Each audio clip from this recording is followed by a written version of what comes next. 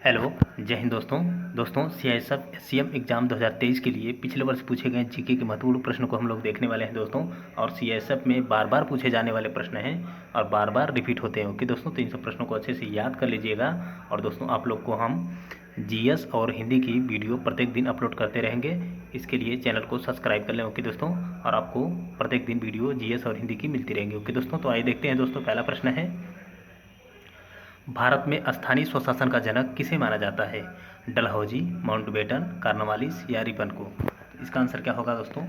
इसका आंसर बताइए क्या होगा? तो इसका आंसर होगा दोस्तों option number C, Lord Cornwallis को। ओके दोस्तों, अगला प्रश्न है, चौरी चौरा की घटना कब हुई थी?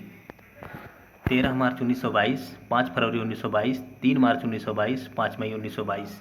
दोस्तों चौरी चौरा जो है उत्तर प्रदेश के गोरखपुर जिले में स्थित स्थान है जहाँ पर चौरी चौरा की घटना हुई थी। और कब हुई थी दोस्तों? तो इसका आंसर क्या होगा? तो इसका आंसर होगा दोस्तों ऑप्शन नंबर बी, 5 फरवरी 1922 को। इसमें 21 सिपाही और एक थानेदार को आग के हवाले कर दिया गया था भीड़ के, आक्रोशित भीड़ के द्वारा। ओके दोस्तों, अगला प्रश्न है, हरिप्रसाद चौरसिया का संबंध किस वाद्य यंत्र से है?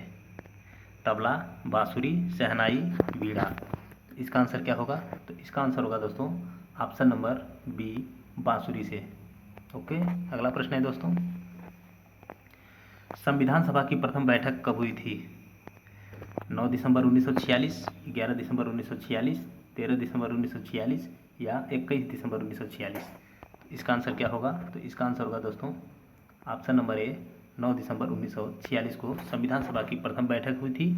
और इसके अध्यक्ष बनाए गए डॉक्टर सचिदानंद सिन्हा, जो अस्थायी अध्यक्ष बने थे। ओके, और अगली बैठक, दूसरी बैठक हुई थी 11 दिसंबर 1946 को, जिसमें अध्यक्ष चुना गया डॉक्टर राजेंद्र प्रसाद को, और वे संविधान सभा के अस्थायी अध्यक्ष चुने गए। ओके दोस्तों, अगला प्रश्न है, प्रथम लोकसभा का अध्यक्ष कौन था? R Venkataraman, Y B Chauhan, Hukum Singh, G V Mavalankar. इसका आंसर क्या होगा? तो इसका आंसर होगा दोस्तों ऑप्शन नंबर डी, जीवी मावलंकर। अगला प्रश्न है, राष्ट्रीय विज्ञान दिवस कब मनाया जाता है? 28 जनवरी, 28 फरवरी, 28 मार्च या 28 अप्रैल? तो इसका आंसर होगा दोस्तों, इसका आंसर होगा ऑप्शन नंबर बी, 28 फरवरी को। और इसी दिन 28 फरवरी को डॉक्टर सीवी रमन जो है रमन प्रभाव की खोज की थी। ओके दोस्तों, 28 फरवरी 1928 को। ओके, अगला प्रश्न है दोस्तों, नाथुला दर्रा भारत के किस राज्य में स्थित है? असम, उत्तराखंड, सिक्किम, मिजोरम। इसका आंसर क्या होगा? तो इसका आंसर होगा दोस्तों ऑप्शन नंबर सी, सिक्किम में। अगला प्रश्न है, भारत का मैनचेस्टर निम्न में से किसे कहा जाता है? कानपुर, आगरा, लखनऊ, नोएडा। तो इसका आंसर क्या होगा? तो इसका आंसर होगा दोस्तों ऑप्शन नंबर ए, कानपुर को। अगला प्रश्न है दोस्तों, छत्रपति शिवाजी के गुरु कौन थे? नामदेव, रामदास, एकनाथ, तुकाराम। तो इसका आंसर क्या होगा? तो इसका आंसर होगा दोस्तों ऑप्शन नंबर बी, रामदास को। अगला प्रश्न है, निम्नलिखित में से किसे भारतीय पुनर्जागरण का जनक माना जाता है?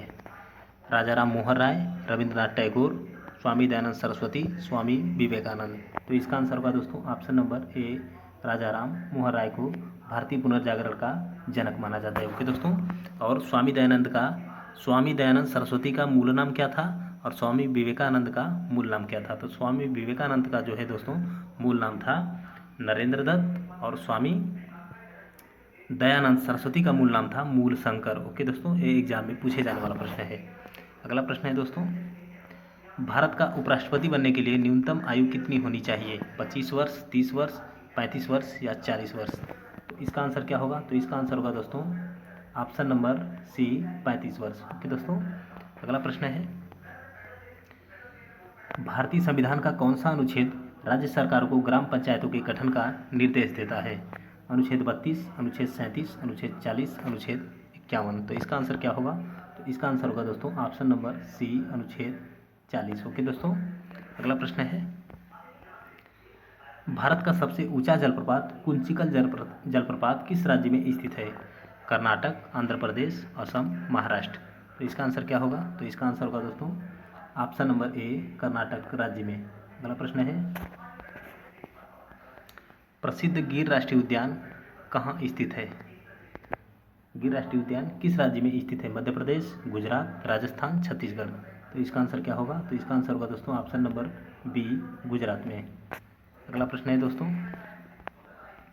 काजीरंगा राष्ट्रीय उद्यान जो असम में स्थित है किसके लिए प्रसिद्ध है? गैंडे के लिए, बाघ के लिए, शेर के लिए, हाथी के लिए। तो इसका आंसर होगा दोस्तों यहाँ पे बाघ प्रिंट हो गया है, बाघ होगा कि दोस्तों। तो इसका आंसर होगा दोस्तों ऑप्शन नंबर ए, गैंडे के लिए। एक सिंग वाले गैंडे के लिए काजीरंगा राष्ट्रीय उद्यान प्रसिद्ध है। अगला प्रश्न है, भारत में बॉक्साइट का सबसे बड़ा उत्पादक राज्य कौन सा है? केरल, राजस्थान, उड़ीसा, तमिलनाडु। तो इसका आंसर क्या होगा? तो इसका आंसर होगा दोस्तों option number C, Orissa bauxite का सबसे बड़ा उत्पादक राज्य है। अगला प्रश्न है, ब्रह्मांड में सबसे प्रचुर तत्व कौन सा पाया जाता है? तो इसका आंसर क्या होगा? तो इसका आंसर होगा दोस्तों ऑप्शन नंबर डी, हाइड्रोजन। अगला प्रश्न है, सौरमंडल में सबसे गर्म ग्रह कौन सा होता है? सौरमंडल में सबसे गर्म ग्रह कौन सा है? बृहस्पति, शनि, शुक्र, यूरेनस। तो इसका आंसर होगा दोस्तों ऑप्शन नंबर सी, शुक्र। अगला प्रश्न है, गुब्बारे में कौन सी गैस प्रयोग की जाती है? Hydrogen, oxygen, carbon dioxide, helium. तो इसका आंसर क्या होगा? तो इसका आंसर होगा दोस्तों option number D, helium gas. अगला प्रश्न है, मानव रुधिर का पीएच मान कितना होता है? 7.2, 7.8, 6.6, 7.4। तो इसका आंसर क्या होगा? तो इसका आंसर होगा दोस्तों ऑप्शन नंबर डी, 7.4। ओके दोस्तों। और मानव रक्त जो होता है क्षारीय होता है, क्योंकि 7 से अधिक क्षारीय होते हैं और 7 से कम अम्लीय होता है, और 7 जो होता है उदासीन होता है। तो जल का पीएच मान 7 क्या होता है दोस्तों? उदासीन होता है। ओके, तो दोस्तों इसी प्रकार वीडियो बनाने के लिए चैनल को सब्सक्राइब कर लें। सीआरपीएफ, सीआईएसएफ और सीआरपीएफ सभी से संबंधित प्रश्न आपको मिलते रहेंगे डेली, और हिंदी के भी प्रश्न मिलेंगे। जय हिंद दोस्तों।